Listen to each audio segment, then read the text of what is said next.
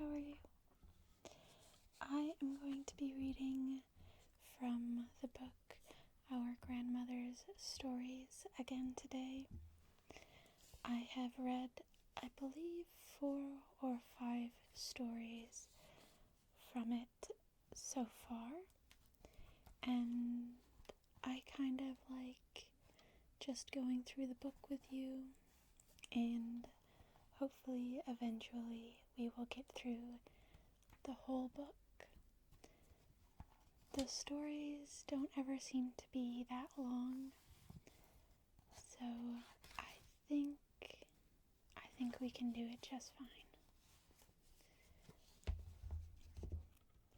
Before we read, I am going to light an incense. This one is called Fairy Dust, and it does smell good, but I mainly bought it because the stem is glittery and because of the name. But it does smell really good, so it doesn't hurt to have it lit.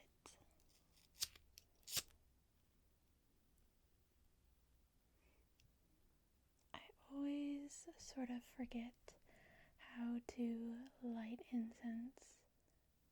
I think that's okay. I don't light incense very often, but they just have this very relaxing feel, and I think the smell is just calming. So it's nice to have when you are working on getting relaxed. So let's just get right into the stories. There is actually a little picture.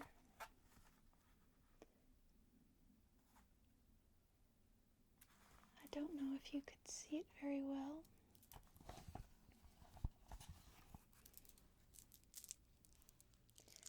This story is called The Fright. Dear children, I have a somewhat sad story to tell you tonight, as it is one of sickness and suffering, also of a fright I received, which happily was attended by no serious consequences. My very dear and lovely sister, who is 2 or 3 years older than I am, myself, was at the time of which I speak lying upon her bed in the state of extreme pain and anguish. She had been for months confined to the house with hopeless disease, but so patient and serene was she. So beautiful her face, with its dark loving eyes, that we could not bear to think that we should soon be obliged to lay her into a dark tomb. Sorry if this story is a little bit darker. All of the other stories have not been this way. She had been much worse for a number of days. The watchers were required nightly. My affectionate parents were worn with anxiety and constant attention on their suffering child, and I, though young, occasionally took my place beside the sick bed of my precious sister. She had been exceedingly low throughout the long summer day, and although it was a beautiful moonlit evening, she heeded it not, nor was she ever again to look at the delight upon the glorious works of the Creator. We had been expecting of the arrival of the person who was to watch beside the dear girl that night, but 9 o'clock, 10 o'clock tolled out from the church tower, and she came not. I loved my sweet sister, and would almost have laid down my life for her. I offered to go and fetch our friend. My parents refused to let me go. That time of night, though, the streets of the large town alone, I earnestly begged to go. I knew my father was to officiate the next day in his pulpit, and my mother was already worn down by want of rest. My entreaties at length prevailed. Upon my promising to call up a young friend to accompany me, I was unfortunate in my application to her, and as the night was still and lovely, I felt no fear, although I must walk nearly a mile alone. Having reached the place of my destination, I found the person upon whom we had depended too unwell to return with me. Sad and disappointed, I turned from the door and retraced my steps. I had not proceeded far when a boisterous shout came to my ears. I stopped, listened, and found the shouting of a number of men, and they came near. I now began to be alarmed, alone in the street, at nearly 11 o'clock at night, and the moon shining so brightly that it revealed every object with fearful distances. I knew my light-colored garments would soon discover me to the noisy and perhaps inebriated young men. I was nearly fainting with terror, but my first impulse was to flee. On I went, like a startled deer, through street and lane, until I could go no further. I snuck down on some doorsteps nearly lifeless. Indeed, it has since seemed strange to me that terror had not deprived me of life. There I sat, and the sailors, for such they were, came on shouting and singing. I suddenly started to my feet and commenced running again. This time I was seen in the broad moonlight and pursued. Again I sunk down, and when they came up to me with streaming eyes, I told them my little history, that I had a dying sister, and that I had been in search of a watcher, and concluded by imploring them with uplifted hands to leave me. They listened to me in silence, and when I had told them all, one of them said, "Poor little bird, how frightened she is, how she trembles. We will not harm you, poor girl." Thus saying, they left me.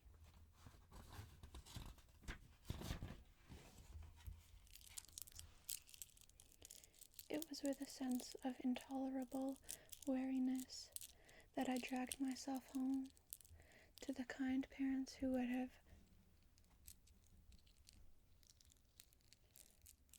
have suffered agony could they have known of the dreadful fright endured by their poor child in such a short time.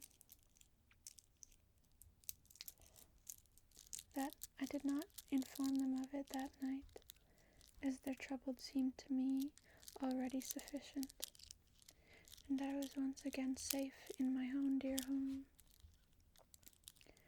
My sweet sister did not much longer require their watchful care. In a few days she left us, I trust for a better world, where no pain or sorrow ever comes, and her fair and beautiful remains were interred in the family tomb, which occupied a place in what was then called the Granary Burying Ground.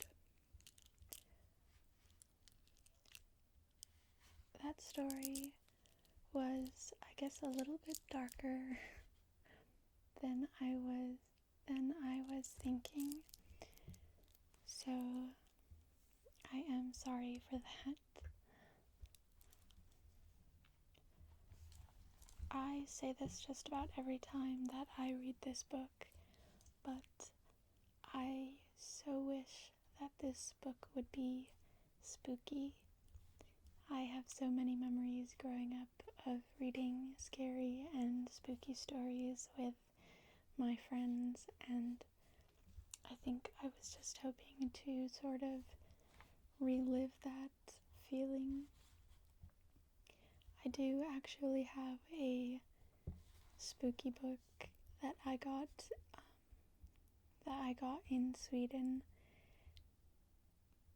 4.5 years ago, and I have yet to read any of it. So I guess if I was looking for a scary story, I should have probably started there. But since that was a short story, we will just read another one and see what that one is about. I think this is the last story that is told by the grandmother, because if I can find it,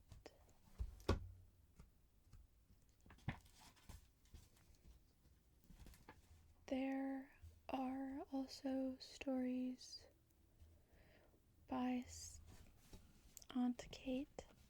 It says Aunt Kate's Fireside Memories, and I believe this is the last story from the grandmother because it says the grandmother's concluding story. So let's read it and see. I think there is a little poem at the beginning. They come, the shapes of joy and woe, the airy crowds of long ago, the dreams and fancies known of yore, that here been and shall be no more.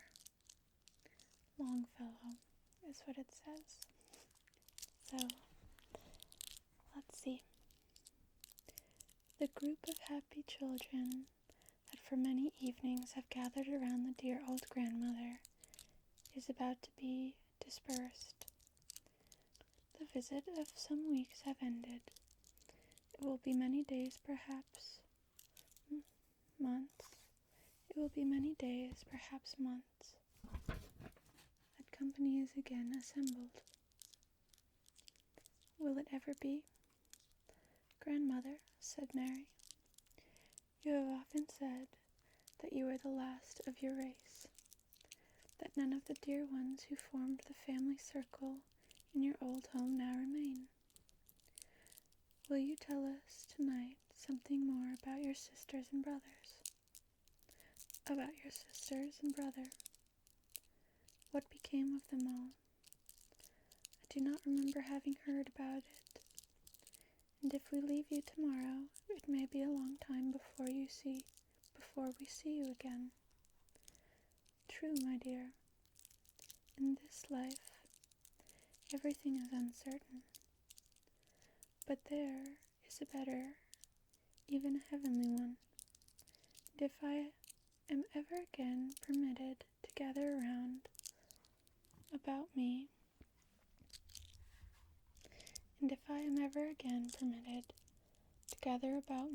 my dear grandchildren, may we be so happy as to meet there. I will tell you what became of those so dear to me, and the relation will be a sad one, because it tells of the surrounding of tender ties, of the separation of the truly affectionate family by death, the inevitable destiny of all. The dear sister of whom I told you in my last conversation was fair, lovely in disposition, and fast verging to beautiful womanhood. When she was stricken by the disease that terminated her life, she had always been obedient and affectionate to everyone, and remarkable as much for a sedate and dignified bearing as for the uncommon beauty of her person. On one of the last days of her life, while sitting in her chair, supported by pillows and panting for breath, in a voice whose tones I shall never forget, she said to my father, who was holding her, burning hand in his, "Father, I am going to die. I am willing to go, but before I do, I wish to ask forgiveness for my acts of disobedience I have committed, or any offense I have given you." My father was deeply affected, with tears gushing from his eyes. He said, "My precious child, you have never offended or grieved me in your life. What a testimony to the beauty and innocence of the life of that young dying girl. Oh, that parents could often say to their dying children, 'You have never offended us.' So died our lovely sister, and our tears flowed for her a long time. We missed her dear, from her sweet and able example, but she was ready for the pure world and the society of angels. What became of Jamie? Naughty Jamie, grandmother. I hope he did not tease the girls after he grew up. Alice, dear." The witty, mischievous Jamie followed next to the silent tomb, but not for many years after.